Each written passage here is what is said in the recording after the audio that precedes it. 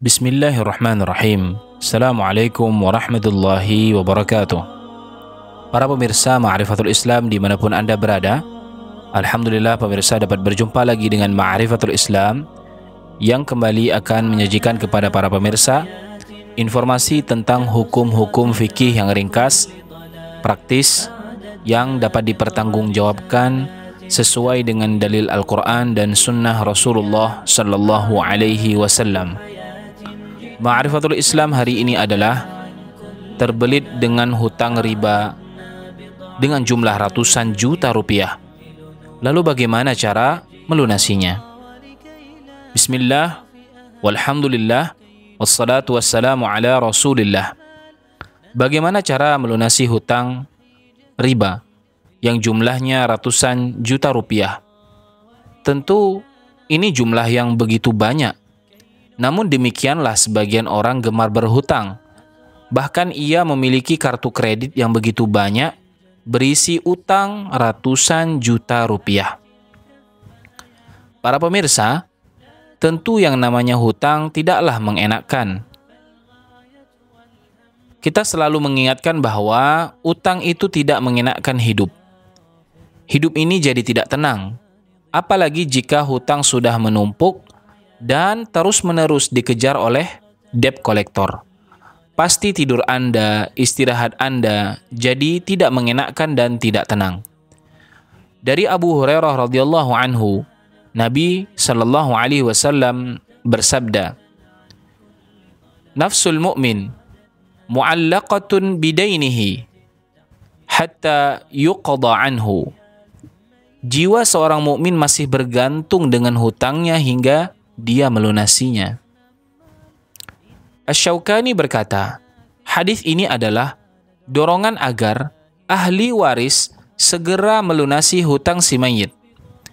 Hadis ini sebagai berita bagi mereka bahwa status orang yang berutang masih menggantung disebabkan oleh utangnya sampai hutang tersebut lunas. Ancaman dalam hadis ini ditujukan bagi orang yang memiliki harta untuk melunasi hutangnya, lantas ia tidak lunasi. Sedangkan orang yang tidak memiliki harta dan sudah bertekad ingin melunasi hutangnya, maka ia akan mendapat pertolongan dari Allah untuk memutihkan hutangnya tadi, sebagaimana hal ini diterangkan dalam beberapa hadis. Bentuk jelek lainnya yang timbul dari banyaknya berhutang, yang namanya hutang mengajarkan orang mudah berbohong. Dari Urwah, dari Aisyah, bahwa Rasulullah sallallahu alaihi wasallam bersabda, "Kana yad'u fi shalah wa yaqul, Allahumma inni a'udzu bika minal ma'thami wal maghrami." Faqala lahu qailun, "Ma akthara ma nasta'idhu ya Rasulullah minal maghrami?"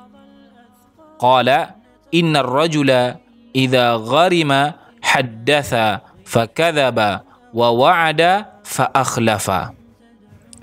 Nabi sallallahu alaihi wasallam biasa berdoa di dalam salat, "Ya Allah, aku berlindung kepadamu dari berbuat dosa dan banyak hutang." Lalu ada seseorang yang berkata kepada Nabi sallallahu alaihi wasallam, "Ya Rasulullah, kenapa engkau sering meminta perlindungan dari hutang?" Lalu Rasulullah sallallahu alaihi wasallam bersabda, "Jika orang yang berhutang berkata, dia akan sering berdusta. Jika dia berjanji, dia akan mengingkari." Hadis riwayat Bukhari dan Muslim. Al-Muhallab mengatakan, dalam hadis tadi terdapat dalil tentang wajibnya memotong segala perantara yang menuju pada kemungkaran. Yang menunjukkan hal ini adalah doa Nabi sallallahu alaihi wasallam ketika berlindung dari hutang dan hutangnya sendiri dapat mengantarkan pada dusta. Realita yang ada itulah sebagai bukti. Orang yang berhutang seringkali berdusta ketika pihak kreditur datang menagih. Kapan akan mengembalikan hutang? Dia bisa menjawab besok, bulan depan, atau beberapa hari kemudian sebagai jawaban untuk melindungi. Padahal itu hanyalah dusta dan ia sendiri enggan untuk melunasinya. Para pemirsa sekalian, berikut cara melunasi hutang riba. Ini adalah beberapa kiat yang bisa kita ambil faedahnya. Pertama adalah taubat daripada riba. Agar mudah mendapat pertolongan Allah, kita harus mengakui bahwa berutang dengan cara riba adalah perilaku dosa. Bahkan pelakunya atau nasabah hutang riba terkena laknat. Rasulullah sallallahu alaihi wasallam bersabda, "La'ana Rasulullah sallallahu alaihi wasallam akilar riba wa mukilahu wa katibahu wa syahidaihi wa qala hum sawa."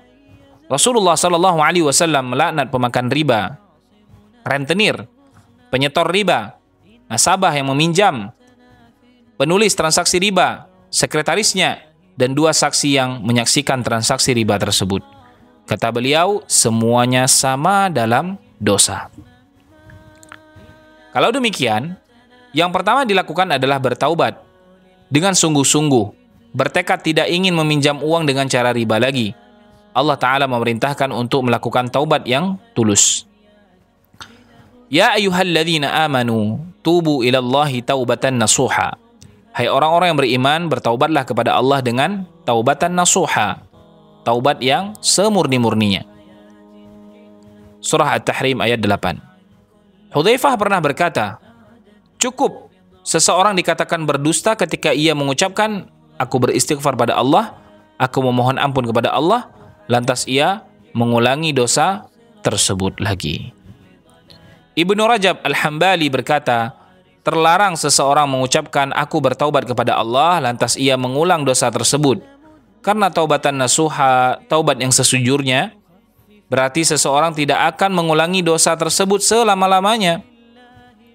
Jika ia mengulanginya, maka perkataannya tadi akan disebut atau hanyalah kedustaan. Dia berkata aku telah bertaubat, tapi itu adalah sebuah kedustaan. Namun, menurut mayoritas ulama berpendapat bahwa sah-sah saja seseorang mengatakan aku telah bertaubat, lalu ia bertekad tidak akan mengulangi maksiat lagi. Kalau ia mengatakan aku tidak akan mengulangi dosa tersebut, maka itulah yang ia tekadkan saat itu. Yang terpenting adalah tekad tidak akan berhutang dengan cara riba lagi.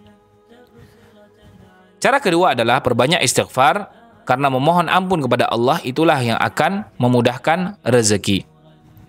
Sebuah athar dari Hasan Al-Basri rahimahullah yang menunjukkan bagaimana faedah istighfar yang luar biasa. Sesungguhnya seseorang pernah mengadukan kepada Al-Hasan tentang musim paceklik yang terjadi. Lalu Al-Hasan menasihatkan, beristighfarlah, minta ampun kepada Allah. Kemudian ada orang lain mengadu tentang kemiskinannya. Lalu Al-Hasan menasihatkan, beristighfarlah kepada Allah. Kemudian orang lain mengadu tentang kekeringan lahannya, kebunnya. Lalu Al-Hasan menasihatkan, beristighfar kepada Allah. Kemudian orang lain mengadu kepada beliau sampai waktu itu dia belum memiliki seorang anak. Lalu beliau menasihati agar dia beristighfar kepada Allah Subhanahu wa Ta'ala. Lalu kemudian Al-Hasan Al-Basri membacakan surah Nuh, faqultu astaghfiru rabbakum innahu kana ghaffara yursilis samaa'a 'alaikum midrara wa yumdidkum bi amwali wa banin wa yaj'al lakum jannati wa yaj'al lakum anhara. Maka aku katakan kepada mereka, mohonlah ampun kepada Tuhanmu, sesungguhnya Dia adalah Maha Pengampun, niscaya Dia akan mengirimkan hujan kepadamu dengan lebat dan membanyakkan harta serta anak-anakmu, dan mengadakan untukmu kebun-kebun, dan mengadakan pula di dalamnya untukmu sungai-sungai. Surah Nuh ayat 10 sampai dengan 12. Jadi para pemirsa, istighfar adalah pembuka pintu rezeki dan pembuka jalan agar terlepas dari hutang yang memberatkan. Ketiga, jual aset tanah, rumah, atau kendaraan. Sebagian orang sebenarnya punya aset yang berharga, dan itu bisa digunakan untuk melunasi hutang riba yang ratusan juta rupiah. Namun karena hasratnya untuk tetap harus memiliki harta, jadi utang tersebut terus ditahan. Padahal jika tanah, rumah, atau kendaraan sebagai aset yang ia miliki dijual, maka akan lunas semua hutang-hutangnya. Ingatlah, orang yang serius untuk melunasi hutangnya akan ditolong oleh Allah. Sebaliknya, orang yang enggan melunasi hutang padahal ia punya aset dan mampu melunasi, tentu akan jauh dari pertolongan Allah.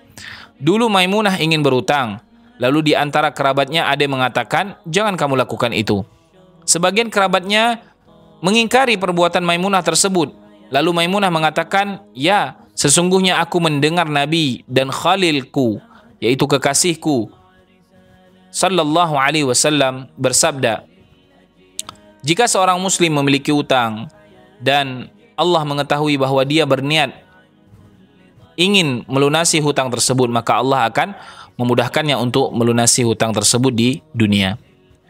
Juga terdapat hadis dari Abdullah bin Ja'far, Rasulullah sallallahu alaihi wasallam bersabda, Allah akan bersama atau memberi pertolongan pada orang yang berhutang, yang dia dalam hatinya ingin melunasi hutangnya, sampai dia melunasi hutang tersebut, selama hutang tersebut bukanlah sesuatu yang dilarang oleh Allah. Jadi orang yang serius melunasi hutang akan ditolong oleh Allah Ta'ala. Keempat, lebih giat lagi untuk bekerja. Dengan makin giat bekerja dan terus memperhatikan nafkah keluarga, maka Allah akan memberi ganti dan memberikan jalan keluar.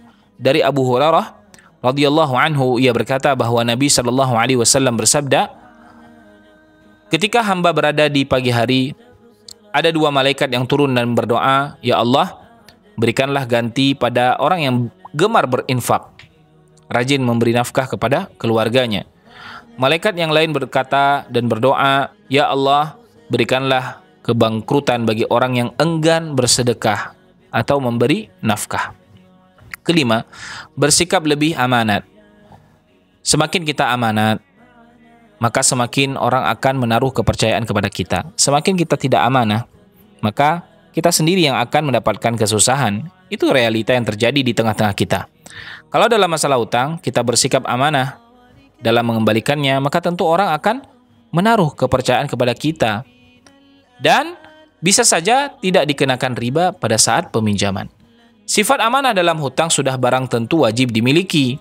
Nabi sallallahu alaihi wasallam bersabda, tunaikanlah amanat kepada orang yang menitipkan amanat kepadamu.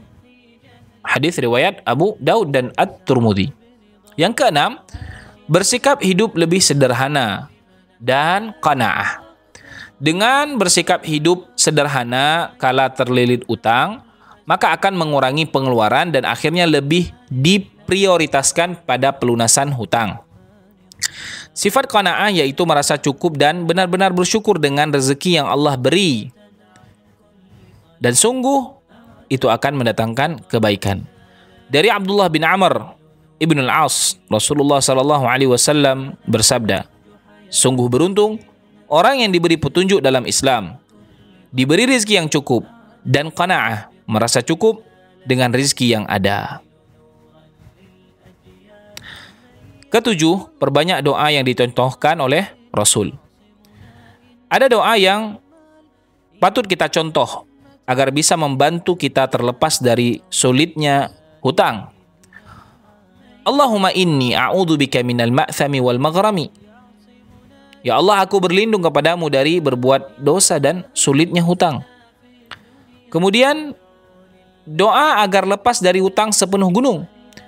Dari Ali, ada seorang budak mukatab yang berjanji pada tuannya ingin memerdekakan diri dengan syarat melunasi pembayaran tertentu. Yang mendatanginya, ia berkata, aku tidak mampu melunasi untuk memerdekakan diriku. Ali pun berkata, maukah ku beritahukan kepadamu beberapa kalimat yang Rasulullah SAW ajarkan kepadaku. Seandainya engkau memiliki hutang sepenuh gunung, maka Allah akan memudahkanmu untuk melunasinya. Ucapkanlah doa, Allahumma kfini bihalalika an haramika wa aghnini bifadlika amman siwak. Ya Allah, cukupkanlah aku dengan yang halal dan jauhkan aku dari yang haram, dan cukupkanlah aku dengan karuniamu serta bergantung kepada selainmu ya Allah. Kedelapan, meminjam kepada orang lain untuk melunasi hutang riba. Dalam liqa' Al-Bab Al-Maftuh, Syekh Muhammad bin Salih Al-Utsaimin berkata, setiap orang wajib berlepas diri dari riba tersebut sesuai dengan kemampuannya. Karena Nabi SAW melaknat pemakan riba, dan orang yang menyerahkan riba boleh jadi dia meminta pinjaman utang dari saudara atau kerabatnya untuk melunasi hutang bank tersebut agar gugur darinya riba. Yang terpenting adalah dia harus tetap merencanakan hal ini. Jika tidak mungkin, maka dia berusaha meminta pada bank agar jangan ada lagi tambahan riba. Akan tetapi setahu kami, bank tidak mungkin menyetujui hal ini. Tentu saja pinjaman tersebut bisa diperoleh jika kita punya sifat amanah dan bisa mendapatkan kepercayaan dari orang lain. Wallahu waliyu taufik. Semoga Allah Subhanahu wa taala memudahkan segala urusan kita semua. Demikian Ma'rifatul Islam hari ini. Semoga tayangan kali ini menjadi penambah ilmu bagi para pemirsa yang belum mengetahui, serta menjadi pengingat kembali bagi para pemirsa yang sudah mengetahui. Demi mendukung agar Ma'rifatul Islam terus berkembang menjadi lebih baik, apabila pemirsa memiliki kritik, saran ataupun masukan serta pertanyaan, maka tidak perlu sungkan ataupun ragu untuk mengirimkannya ke redaksi Insan TV sebagaimana yang tertera di layar kaca Anda. Ma'rifatul Islam akan menerima semua saran, kritik dan masukan serta pertanyaan pemirsa dengan rasa syukur dan tangan terbuka. Akhir kata terima kasih. Wabillahi taufiq. Wassalamualaikum warahmatullahi wabarakatuh.